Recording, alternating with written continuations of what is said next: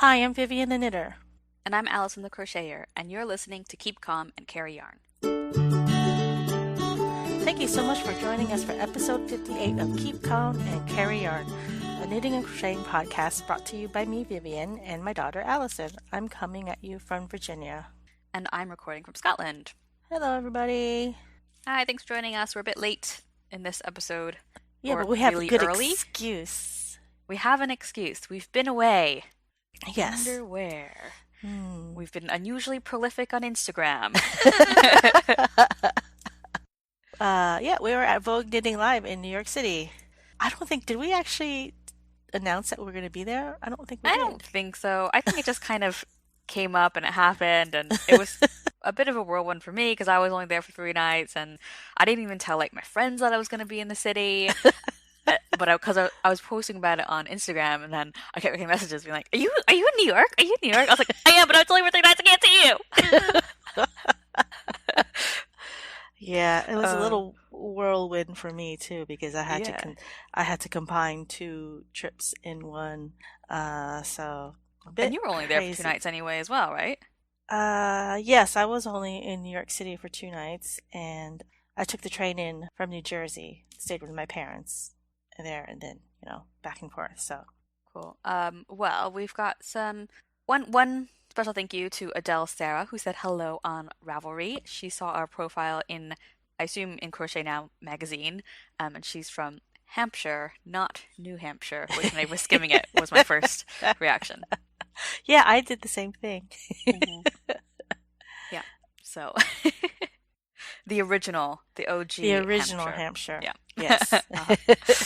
Uh-huh. So thanks for joining us, and thank you to all of our listeners for joining us once again, whether you're listening on a podcast app or on YouTube or whatever. So we have got a BuzzFeed quiz, which you found, and I just was like, yeah, no, let's do that one. I did give you a few options. Yeah, to be honest, I didn't even look at the other options. I just went straight in to, okay, well, it's a, which the Wiggles are you? But the entire quiz title is "Try not to have an intense cerebral flashback when you take this quiz to find out which one of the Wiggles you are," and the subtitle is "Fruit salad, yummy, yummy." And I, I, You're not even the right generation for the Wiggles, but because you had younger siblings, yes, that was on all the time. yes, and I don't know. In case anyone doesn't know what the Wiggles is, it was a kids' TV show in which Four.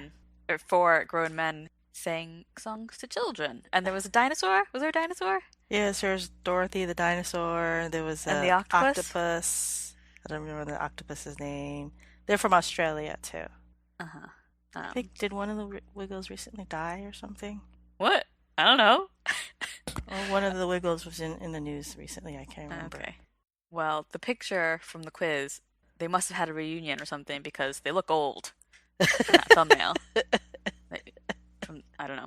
I don't even think they're not all the original ones anymore anyway either. What do you mean anymore? They still Well, do it? I think so. I don't know. I'm not sure actually. Since I don't have any, in the preschool set living in my house or tangentially connected to me at this point. Yeah. So Yeah. anyway, which Wiggle are you? Which is it? Which Wiggle are you, or which the Wiggles are you? Which Wiggle? Because I think it was like weren't there Wiggle was their last name.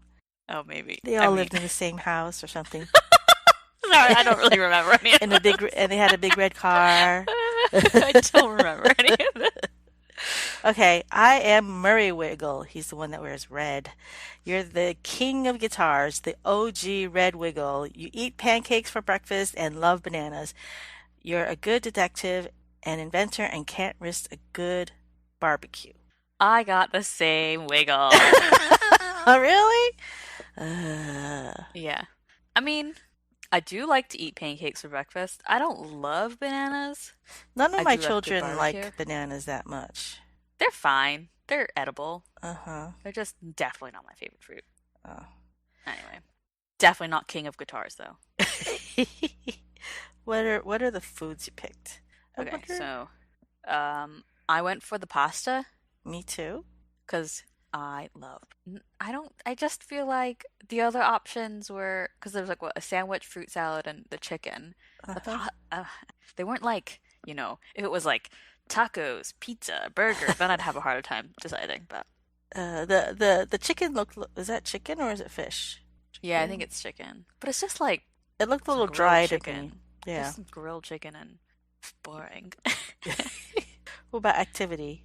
Uh, well, I didn't, so I wouldn't have picked any in terms of like what I would do, Uh-huh. but I went for ballet because that would be the one that I would watch.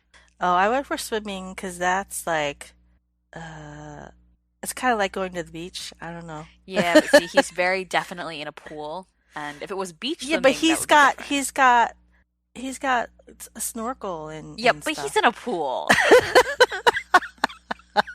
Don't tell me he's not in a pool.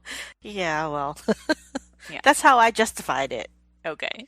Um, okay, and then I'm gonna skip the upper one because that's boring. But house, Oh, the little blue house. the little blue house with the yellow shutters. Yes. Interesting. What'd I you went for pick? the The like the townhouse? townhouses. Yeah. Uh-huh. I want to know who has gone for the ivy-colored shack in the woods. That's not just a shack. That looks more like a shed. It's got windows. It's a shack. Okay. I never really thought about that, but I think that's the distinction. What? It's got big windows, so it can't just be Well, a shed. I've A seen shed can have sheds. windows, but like A small shed? windows. Oh, yeah, okay, It's got fine. big windows. Big shack windows. Okay. Color? Uh, I went for the pink. Me too. There was no blue, so No, that's my next favorite. what about we'll just skip to the last one to the animal. It's a Um, random selection. I picked the kitten. Though the baby raccoon looks really See, cute. I went for the baby raccoon because it's so cute, because it's a baby. But It's so that I think cute. that's the cat with the round face and the little folded ears, isn't it? Yeah, I You think can't it see might ears. be. Oh, they're so cute. I think they always look grumpy. They always look grumpy. To me, they always look grumpy. Oh, they just look so squishy to me. Scottish fold, is that what they're called? Yeah, I think so. Well, you should. Well, speaking of cats, look at my cat right now, looking forlornly. Oh, you've shut her out. No, I've been away for a week, and She's just watching you. and she is very clingy right now. Oh, So you yeah. travel too much. Yeah, and then the other one, Willet, was mad at me. He kept running away from me last night when I got home.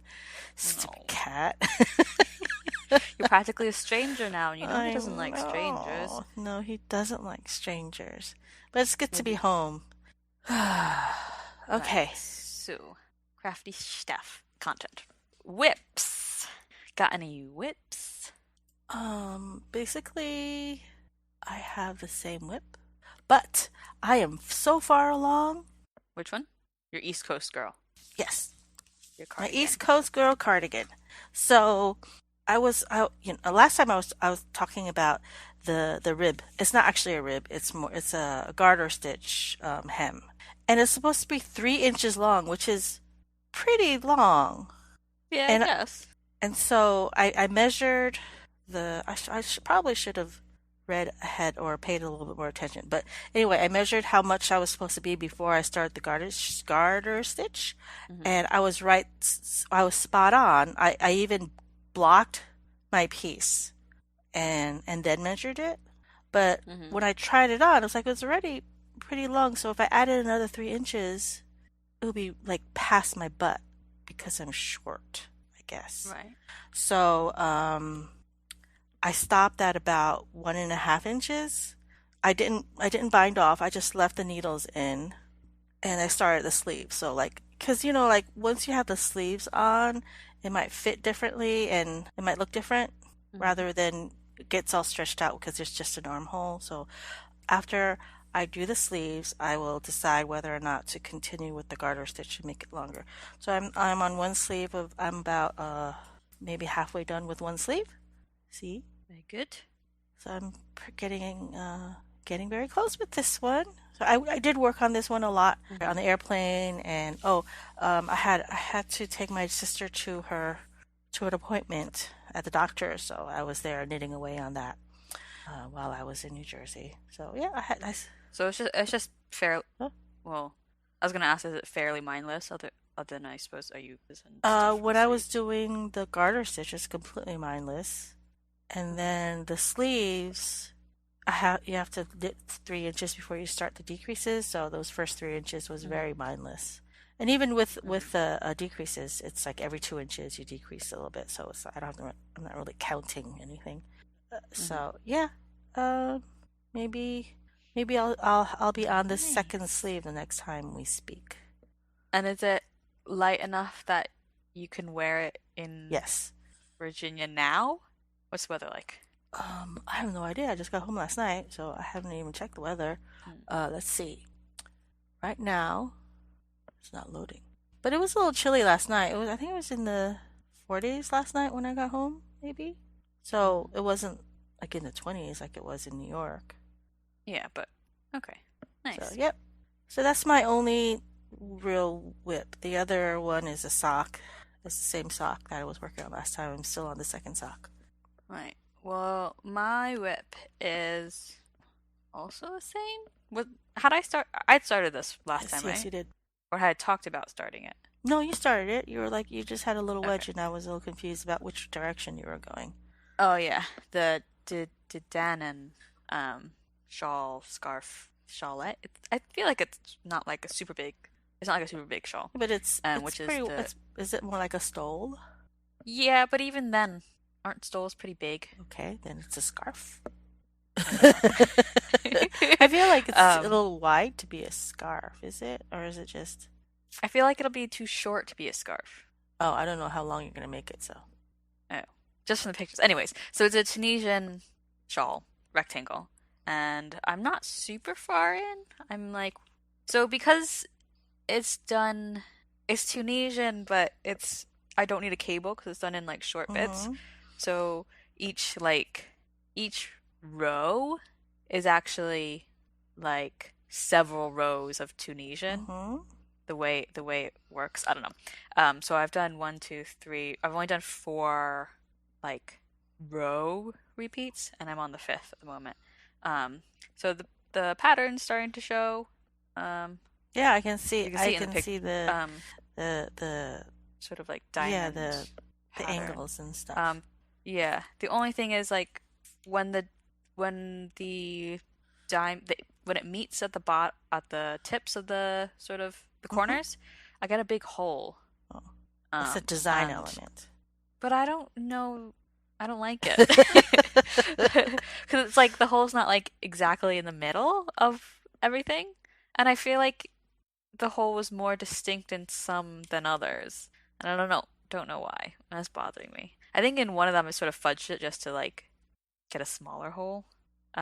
But like from the picture, it doesn't look like there's that much of a hole. So I don't know. Maybe it'll block out so it doesn't look like a hole. I think that might be the case.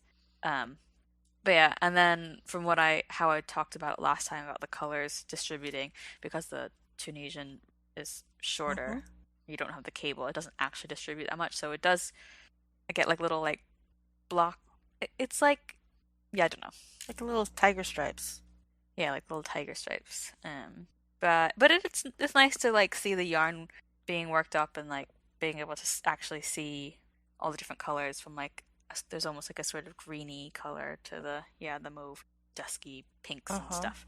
Um, and it's very fine, the lace. I told you how long it took me to wind this up, didn't I? Don't think so. It took 10 minutes with the ball winder. Like it's because we did it before we went to. I say we because Sam was just kind of like because it was catching Uh-huh. on the Mm-hmm. Swift, so Sam was sort of holding the yarn at one point, and were doing it right before a quiz, and we were late because it just took so long. Because I haven't really thought about how long it would take normally, but yeah, it's really fine lace. Um, and I've already had to rip it You don't have cats in your apartment, so you could have just left it half spun, half wound half up. wound up, and then left it, and then. Yeah, but I just wanted to finish it. I don't know if it's just the yarn that I happen to have been using for my Tunisian projects, but I always find it harder to rip back than my other crochet. Um, or a little bit harder. Mm-hmm. So I whipped back at one point, and I just got to the point where I couldn't Well, it undo does it, look so I like just ripped it. a very grippy yarn. It is because it's I can't remember what's in it.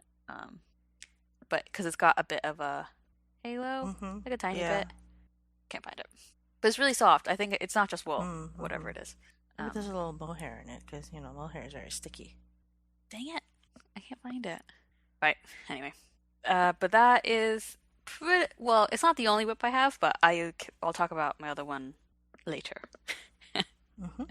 Um, but I don't have any FOs because I don't even know. I've been busy traveling, Traveling. doing Yeah. stuff, but so have you. Yeah, you don't tend to crochet as much when you're traveling.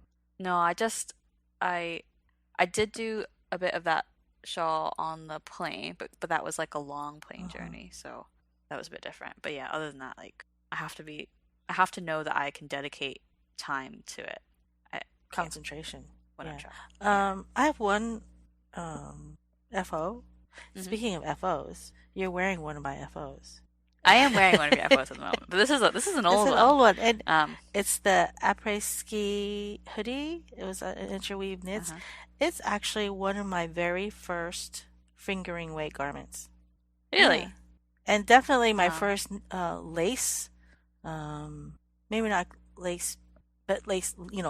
Any type of lace in a garment, and that's all over lace. uh-huh. So I think I was pretty ambitious when I started that.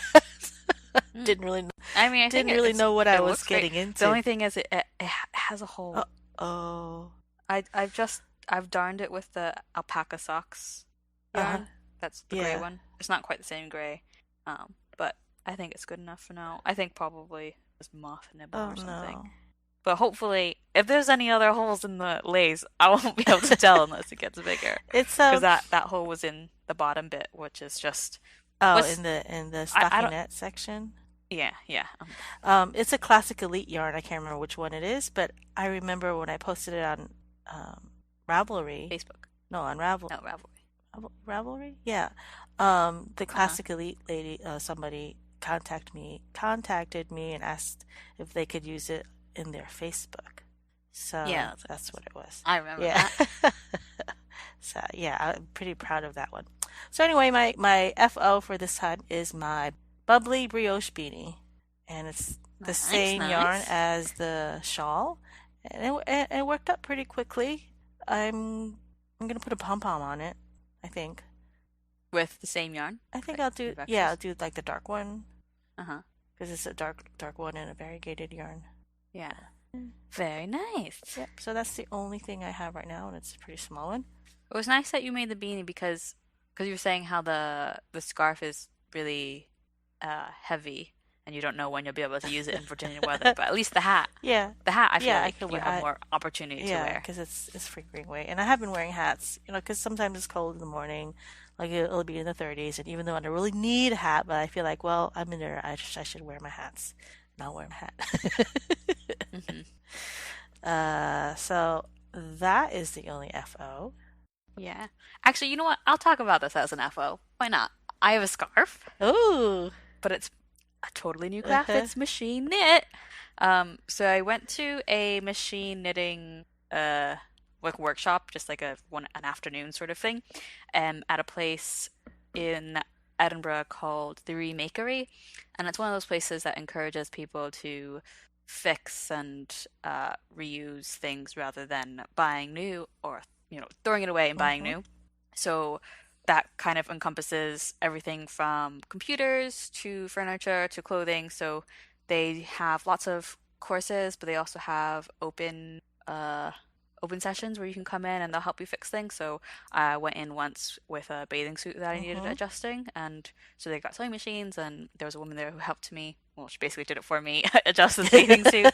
But they'll teach you how to like, you know, uh, fix rips or sew on buttons if you don't know how to do that sort of thing. And they sell refurbished laptops and furniture and stuff like that. That's So pretty cool. Didn't I send you the link to that place I think you did originally? originally because it's not that far from where I live. Uh-huh. Um, so I found this. I don't know why, if I was just like on their website or something, and I just happened to just see that they were doing these machine knitting courses, and I had missed the the one that was in December was completely booked out. And I say completely, it was really small. It's like 4 people per class. So I booked this one in January because I was like, why not? So you go, and because it's just a sort of introductory workshop sort of thing, and you do your one scarf in the one day, like it's super, super basic, just enough that you can thread the machine and put in the punch card and kind of sort of do it yourself. So the woman, she had all the wool there for us, and she had all the punch cards. So for anyone who doesn't, well, I was gonna say for anyone who doesn't know how a knitting machine works, but also like I don't really know how a knitting machine works.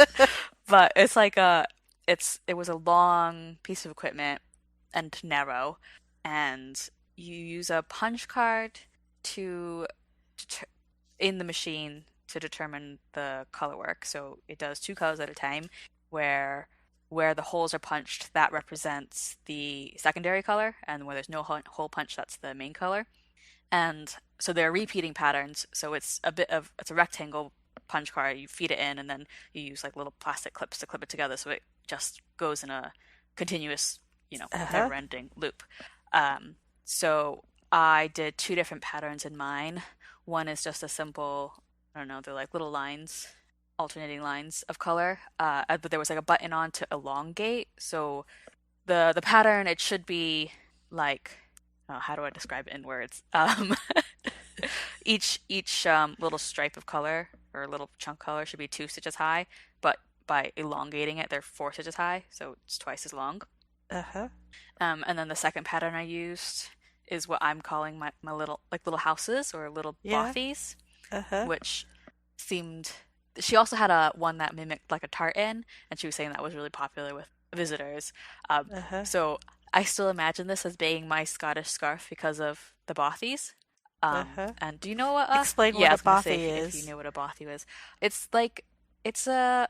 I don't even know if I completely understand, but they're scattered throughout the country, Scotland, and they're like basic shelters. So I think they maybe range in amenities, but it's essentially just like a shack.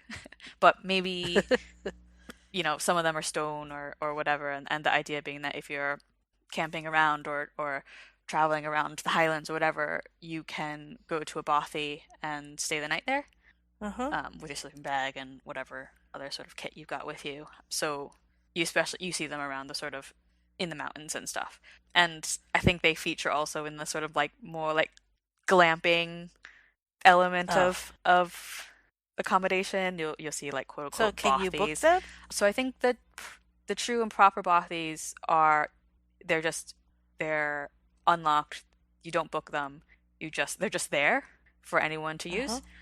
But the sort of more glampy one, they'll have the name bothy, although I don't think it technically is one because of that. But Mm-hmm. yeah, it's sort of a it seems like a very Scottish thing because I think they are pretty common around the Scottish Highlands, but I don't think they are Mm-hmm. only in Scotland. So yeah, I think they look like Mm. little houses, so I'm calling them my little bothies. Um, and yeah, so you put the punch card in, and then you thread your yarns through the carriage, one slot for the main character color, and then second slot for the secondary color, and then you run the carriage to the other side of the machine, and then you just go back and forth like that, and it feeds Mm-hmm. the yarn into all the needles, and the needles are more like they're like hooks with little like hinged, I don't know, with a little hinged bit, like kind of like a lobster claw, but not really. Yeah, like one of those latch Like yeah, like hooks. a latch hook, exactly. So I don't, so each pass of the carriage you do, different needles will come like to different Uh-huh. Forward, forward yeah. or back depending on what if it's gonna catch the secondary color or the main color. So I don't really know how that works, but it's just like and they all move, and then you can see them all moving, and then yeah, so it's like magic basically.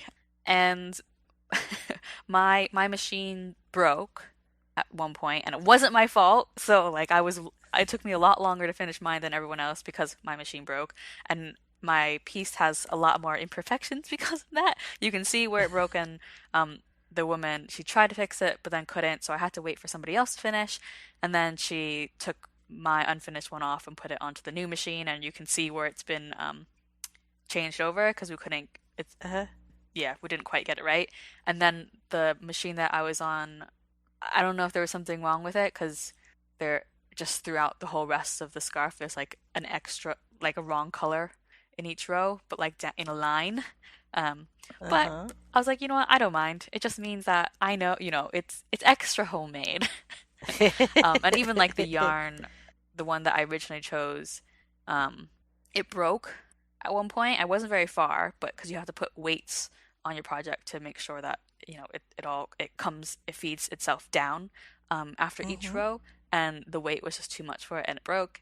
And she was saying that because it was lamb's wool, that it wasn't strong enough, so I had to pair it with a different yarn. So the color isn't quite what my swatch looked like. Mm-hmm. And then it ran out, so I had to switch to a different color. But then actually the different color, I'm like, oh, I actually like that better. I wish I'd done the whole thing in that color because the yarn's softer. Yeah. But yeah, so it's an FO. I need to wash it again because the machine knitting yarns. I don't know if it's the yarns itself that still have the oil in it, or if oil also gets on it from the actual machine. Maybe both. So it still smells like the oils. Yeah. So I washed it once, I but I need think to wash it's it again. the The actual yarn. Yeah. yeah, if Yeah, I I think so remember too. correctly. So yeah, I need to just wash it again. Maybe be a bit more vigorous with it. But yeah, so that's my other FO. That is pretty cool. Yeah, that she does a 10-week course as well. I was like, oh, maybe one day, not anytime soon, but Mm-hmm. um, Is it expensive? so not as expensive as I thought it could be. Mm-hmm. The 10-week course. Mm-hmm. I think this the one afternoon one was like maybe £90, something like that. Uh-huh. Um, Oh, but yeah, so it was like a 4-hour thing, and then all the wools provided and everything. that's nice. Yeah, it was a fun, different thing to do for an afternoon. And you did it all by yourself. You didn't have a friend go with you? No, no, Oh, the four of us who were there, it was just four different individuals who knew each other. yeah. Uh-huh. All women though. Did you make friends? No, No. no new friends. No new friends. But yeah. And so I'll go back to the whip that I didn't mention before because it's part of our CAL. Hmm. So the Archive KCAL has started. The day that we're recording it is the first day, but it it won't be the day. This won't be today when this comes out. Yeah, because that's how we time travel in podcast Yeah.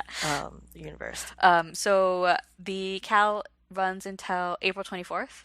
And Hmm. in case anyone hasn't heard about it yet, it's the Archive CAL, and the idea is that you have a rummage through old patterns that you've been collecting, and you make something that's been in your collection or your pattern library for a while, and you just haven't ever gotten around to making it. Our guideline was something like if it's maybe more than 3 years or more older, Yep. as in it's Yep. been in your library for that long. But it's a really loose guideline if you don't have anything that's that old, or you really hate everything that you liked back then. It doesn't have to be that old. But that's just sort of, yeah, just to give you an idea. So what Uh-huh. I have decided, well, one of the things that I was going to make, and I say that as if I'm going to have opportunity to make more than one thing, because I don't know. That's my ambition, but who knows if that will actually happen? Is the chain reaction Afghan uh, blanket, which is an interweave crochet pattern, uh, and it's a decently old pattern. And I'm going to make, instead of the full blanket, just half of it. So I've picked the squares that I like. So it's sort of like a sampler. They're all different, and I think all the squares are even made by different people. And so just doing half, so it'll be a lap blanket, which I'm going to donate to a hospital. So the ones that I've picked are, there's like a Tunisian cable-y one, there's a sort of basket weave one. There's a swirly one. Yeah, I What is that picked the swirly swirly? one. I picked the one that has a star in it. I picked the one that's just like not kind of like cables, or like it looks like chunky rib, one that looks like a Uh-huh. snowflake. one that looks like a Lincoln log cabin with a weird flower thing in the middle.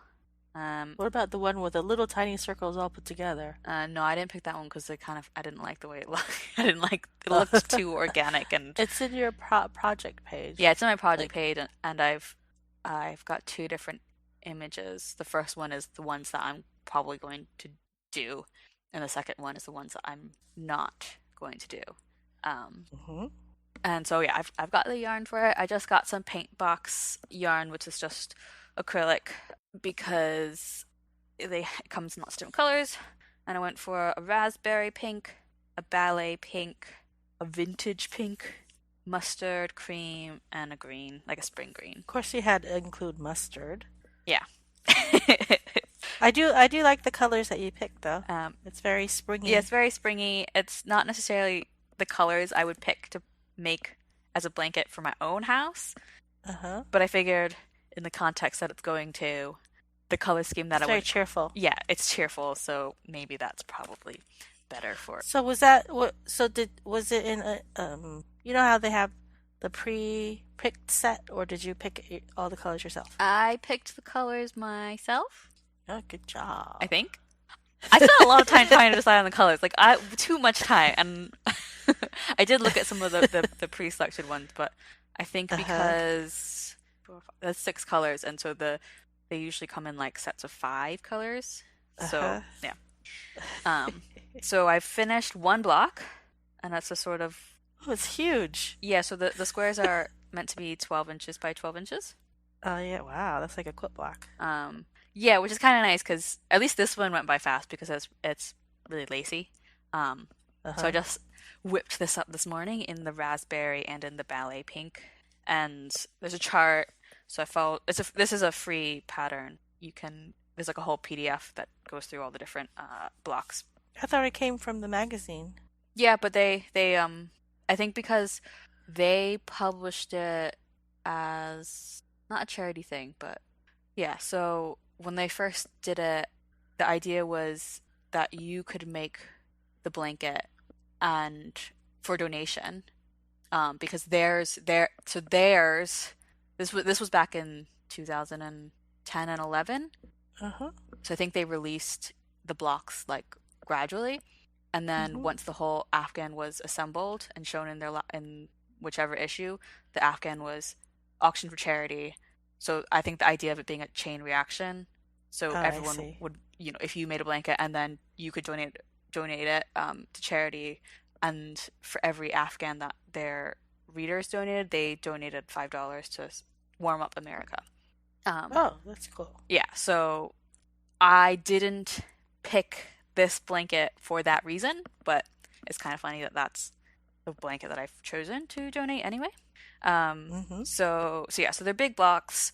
I kind of didn't think about the gauge because in my mind, what I was thinking at first was, well, it doesn't really matter if my block, if it's slightly smaller or bigger than what they've prescribed because, it doesn't really matter what size my blanket is. But then I didn't think about the fact that all the blocks are different, so but they're gonna have to end up being the same size. It's like crap. So I've done this one with a size smaller than what they recommended. And because Uh-huh. it's acrylic, it doesn't really block, right?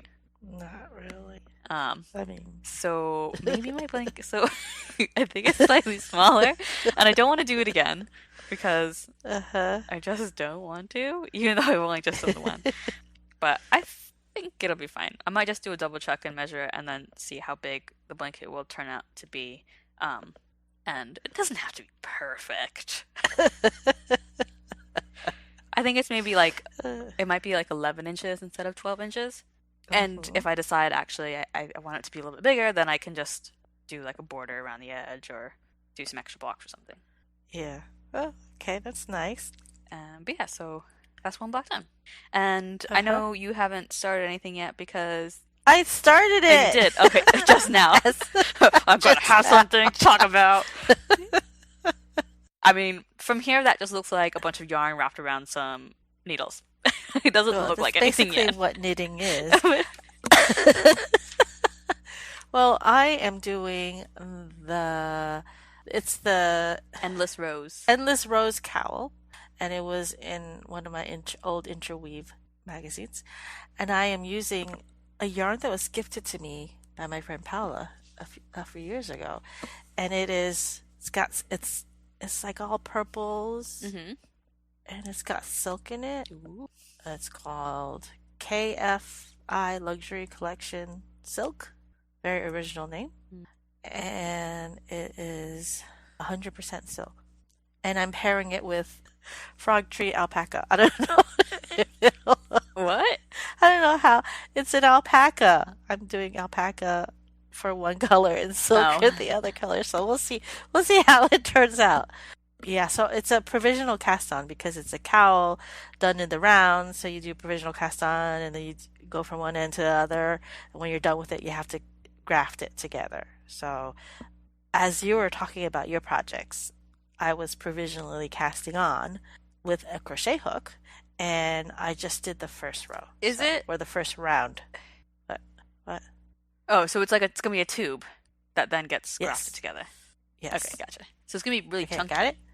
Yeah, well, sport weight. It's not. Okay. It's not like it's. And surprise, surprise, it's color work. Yep. I I feel like I do color work pretty fast sometimes. No, I it think just you do it's too. You whip out those like freaking complicated looking hats, like bam, bam, bam. it's like that. Bam, bam, bam. It just holds my interest. So I like okay, another row, another row, another row. Yeah. And then when you're doing stockinette, you don't really realize how much you're doing. You're just like just slogging along. Uh-huh. So anyway, so that's what I just cast on on cast on day. Uh-huh. So we'll see how that turns out.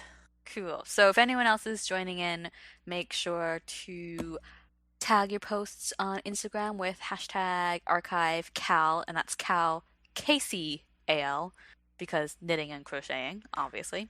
But I'll double Uh-huh. check the just KAL and CALs just in case someone miss hashtags it. And we also have a Ravelry group and in the Ravelry group a thread for the Cal that you can chat with us about your So there's projects. been some chatter about it. Yeah, Yep. that's very exciting. But yeah, and for anyone who wants to be a little more ambitious, like I said, it goes until April 24th, so you got plenty of time, but still might not be plenty of time to finish. So don't worry about that because I don't know if I don't know if you wish we took a more strict approach to cows, but like I just can't be bothered to. So you if you participate in any way, this will be acknowledged. Like, you don't have to finish a project in order to say that you participated in this CAL because you participated in this CAL if you started to make something that you has been sitting in your library languishing for ages and you never got around to doing it, and now you're getting around to doing it. Because that's the point. Yes, that is the point. Mm. So yeah, Cool. yeah. I mean, yeah, we're not strict here. And we should probably do some yarny bits and bobs and talk about Vogue Knitting Live. Yes, that was very exciting. That was my very first time. People were surprised that I had never been there before, even though I've lived in the Northeast for a good portion of my adult life. Uh-huh. But this is the first year where I don't have children living at home, so it's just easier. Uh-huh. And you enjoyed yourself? I did. I enjoyed myself. I made some new friends Mm-hmm. and ran into Old friends? old friends Yeah. and some new old friends Uh-huh. or old new friends, you know. Newer, older friends? Newer, old friends? Yes, newer old friends Uh-huh. or newer friends that Uh-huh. that I met previously at other festivals. Uh-huh. Yep. I So getcha. that I was getcha. Um, yeah, but I did not go too crazy. I did not buy any yarn. That was like you specifically told me you weren't gonna buy any yarn. Yeah, but I bought just about everything else. Uh, I did buy a lot of like little things, and I bought a couple of pair of earrings. Yeah, you bought some earrings. I saw those. Yeah, yeah, and I bought those catrinkles. What's that? Catrinkles? Yeah. Catrinkles, those wood earrings that are like buttons, and you decorate yourself. So I actually decorated them yesterday. I got a little pink sheep I see. on my earrings. That's just unnatural. Sheep aren't pink. Well, I can have a pink sheep if I wanted to. Yes, you can. So just little doodads here and there, pom pom maker, needle organizer. But it was the most fun was just meeting people, Seeing me talk meeting on the up. main stage? Oh yeah, that was very exciting. You were nervous, but you couldn't tell from where I was sitting. Yeah, so the reason I was there was I was there with BIPOC and Fiber, Jeanette, Lorna, and Felix, who are all on the BIPOC and Fiber team. They're all also on the Vogue Knitting Diversity Advisory Council, and so they were obviously going to be at Vogue Knitting anyway. But we also had a BIPOC and Fiber talk, just like a little 15-minute slot on the main stage, and a little table. So yeah, that was my first time doing anything public to do with BIPOC and Fiber, and Uh-huh. it wasn't even like there was that many people, but just having to stand there with a microphone and talk about it and not sound like an idiot.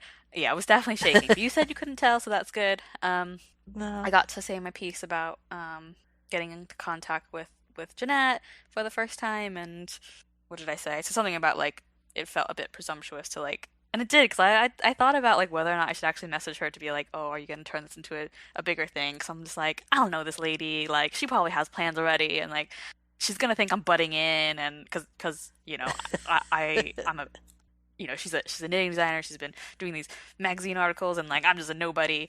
But I just sort of yeah, and I messaged her, and look at where we are now, a year later. And I was sort of thinking about Yeah. it, and I think I've gotten into the like I don't know if it's a recently thing or a confidence thing or I'm just bored thing, but I just seem to be volunteer like just saying yes to things like yes to hosting strangers, yes to being a research participant in this like this woman's PhD thesis. Yes to, building this website. It's like, why not? Um, so I got to do that. And I also got the pom pom maker because I made little earrings. Like that's not really an FO, but I made little pom pom earrings that there was an event and the woman doing who has the loom pom pom maker was doing demos. I got earrings and she gave you the bits to make the earrings as well, didn't she? Yeah, I haven't I have to look at my stash to see what I'm gonna. So, wait, you said what was the weight of the yarn that you used for those pom-poms? I don't know, but we held them double. Okay. She said that there's lots of videos online. She's got lots of videos on Mm-hmm. how to make different things, so she might mention in the videos. But I bought the makers but I also bought the guides, the size guides. They're like Yeah, I bought them too. She ran out, so they're being shipped to my I house. see. But yeah, they're just little round thingies because when you're cutting the pom pom, she has a method of because when you're trimming your pom poms, you're pretty much always like spinning it in like all different directions. But she's like, don't do that. Just go in one. I don't know. But so I have the wooden pom pom maker thingy and the size guides. But I also bought some yarn. But I didn't even buy that much yarn. One thing, I came with a carry-on suitcase, um, and yeah, also, I hadn't had enough time to think about it, like in terms of like planning thing, and I didn't have time to shop either. We did one sort of excursion, but I bought the ombre yarn that I needed for a shawl in one of the crochet project shawl books. So I knew I wanted to get it was Freya fine hand paints because there was multiple people doing ombre yarns, but Freya Mm-hmm. were the only one doing lace weight and I needed a lace weight. So it's a gray to a spring green. And then I also got a skein of yarn from the Wandering Flock, and she was a Say that again? the Wandering Flock. Um, Okay. and her name is Geraldine. And I chatted to her for a little bit because I saw her stand. She was right by she was sharing a stand with the loom people as well. There was a few different people in that space. And I don't know. I saw it, her stand, and I'm not like you. I feel like you definitely I think are more extroverted. I don't know. You chat. Okay, I don't even know if that's right, but you talk to people more than I do. Like you'll talk to the people on the stand, and I'm just like, I'm just gonna mind my own business. But anyways, I saw her stand, and it was beautiful. I thought it was really nice. Like it was sort of minimal, but I just liked the way everything was arranged. It just looked really appealing. and she looked friendly, and I talked to her, and I never talk to people on the stand. And yes, And anyways, she had a cute little hat she had a on cute too. little hat on, but she was saying how she's only been dyeing for 4 months. I don't know. So how did she get involved? How did she even get on the ticket?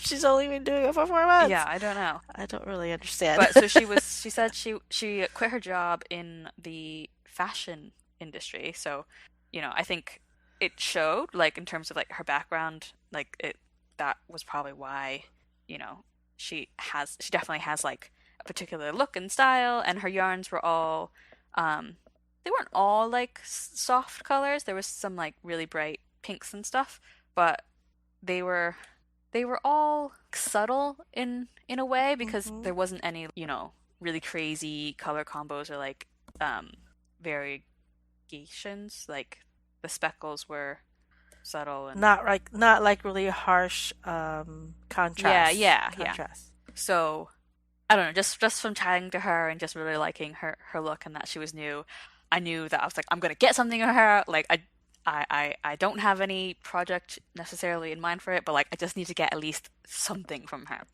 So I did.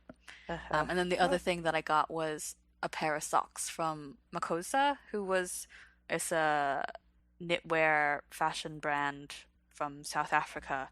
The guy who owns it, Laduma, was there. So there was like a fashion show. I think he had like a some sort of talk which I missed like in dinner. But I went to the fashion show and you missed that, but it was really interesting. He talked about how he's from South Africa. Makosa means like from or of the Kosa people. And he talked Mm-hmm. about some sort of initiation ceremony they have where the people who go through it, they have to get rid of all their belongings. And when they're done Uh-huh. with the initiation, whatever, they have nothing. And so, so their family and whatever give them new things, new clothes. And knitwear is a really important aspect of the things that they get. And so that, part of where his inspiration comes from. And I thought it was interesting because of Lorna's whole thesis and why she like sort of got into this sort of thing was that whole myth of like, oh, but black people don't knit, they crochet or whatever. And here is a black man from Africa talking about how knitwear is important to this particular, aspect of their culture. And it's just like flies in the face of that statement of black people don't knit in such a You have to fundamental explain to way. people who Lorna So is. Lorna, she's working on BIPOC and fiber. She's an academic artist, textile artist, and knitter, and she had written her thesis based off of a statement that another academic had said at I think it was some sort of like knitting or textile uh, conference, and she made a comment about there being no black people either mentioned or on the panel or at the event. I don't know, something, and the academic said back, well, that's because black people don't knit, they crochet. So she based her thesis on that myth that black people don't knit. And I think she's also working on a book about, knitting, black people knitting, that they do knit. And yeah, so I thought that was interesting hearing Laduma say that about Kosa culture, especially after having heard Lorna talk about her thesis again at the diversity and inclusion panel. Hmm. I mean, I've never heard that before, that black people don't knit. I wonder, That it like, was a thing. yeah, I wonder it's because, I don't know. I mean, I'm not black, for one thing, uh-huh. and I'm a knitter, so But you're also not when an I see black, academic. So I no, wonder if that's he was, true. or I say he, I don't know, that was he, it might have been a she, if they were coming Uh, from, a different perspective because they study it in a they different don't knit, way. they don't knit. Yeah, maybe because like I do see black people crocheting and knitting. So, and plus it's crocheting is. I mean, I know crocheting and knitting are separate, but it's, in my mind they're not really separate because you're still working with yarn, and like the way I grew up too, um, being bilingual in Chinese and English. The distinction between crocheting and knitting is you're hooking yarn or you're hitting yarn. So it's not like Mm. there's not like a big distinction between Mm-hmm. the two.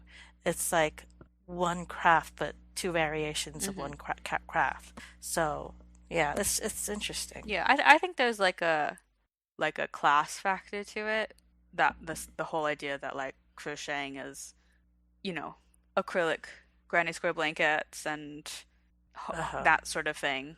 And because crochet is that, the whole like it being a second class craft to knitting and, that whole dimension of it. Um, Yeah. Well, we know that crochet, there's nothing second class about crochet. yeah. Um, and there's nothing wrong with acrylic granny square blankets, says the woman doing an acrylic granny square blanket. Yeah, acrylic has its place. Uh-huh. Anyway, okay. So yeah. Did you have anything else? I can't think of anything Okay. right now. I think we had lots to talk about and we might be done. Yeah, sure. Yeah? Okay, I'll do my spiel. So you can find the show notes, which has all the photos and everything, and links to patterns on our blog website thingy, which is kcacypodcast.wordpress.com. Follow our Instagram, it's kcacy podcast, or my personal one is Alyson here. My mom's personal one is upstate_Viv. You can join our Ravelry group. Just search for Keep Calm and Carry On podcast in the groups tabs. There's also a thread in there for the Archive KCAL. And you can subscribe and favorite and thumbs up and comment and review our podcast on YouTube or iTunes or wherever else you get your podcasts. So thank you for listening. And remember to keep calm and carry on.